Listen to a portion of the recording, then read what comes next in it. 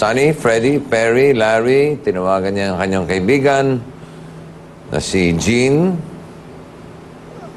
Ang sinabi sa kanya, ang pangalan daw ay Perry, sinunod naman niya, kaya ang sagot niya ay letter C, Perry.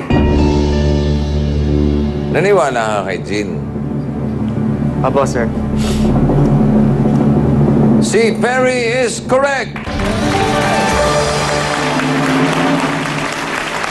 Galing ni Jean.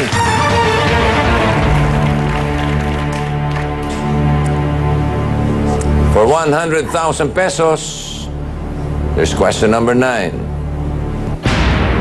Ano ang common name ng mastication? A. Blinking. B. Nail biting. C. Scratching. D. Chewing. Yung biology teacher ko na yun sabi sa amin, mastication is chewing.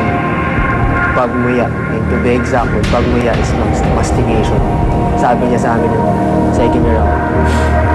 Naalala mo pa yan, ha? Naalala ko po yun kasi matindi yung pa-exam yun. So, anong sagot mo? Letter D po, chewing. Is that your final answer? Final answer po.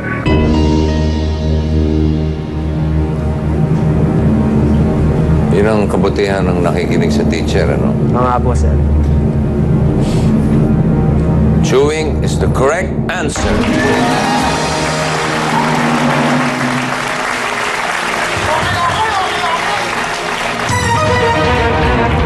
Ito na ang tanong para sa siguradong 150,000 pesos. Question number 10. Ang Trojan War ay nakasentro sa pag-ibig para sa kaninong babae? A. Venus. B. Helen. C. Diana. D. Cleopatra. Cleopatra, more likely out na siya kasi Roman na yun eh.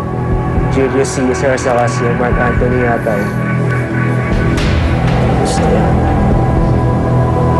More likely. Venus, Diana. Yung mga Jose.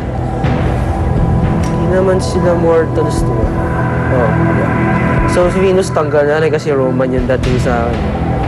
Diana and Helen na lang yung natitira.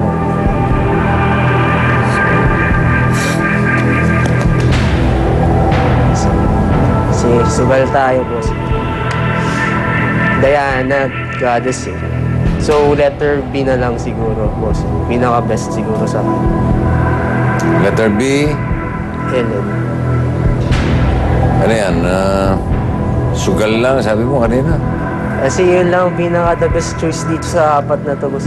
Elimination na lang ng... Process of elimination. Ganun po.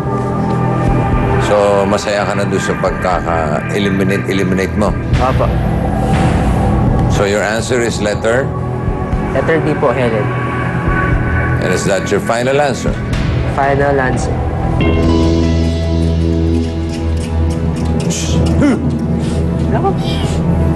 Malusutan ba ni Jem Jem ang gera sa kanyang utak? Abangan ang resulta kung tama.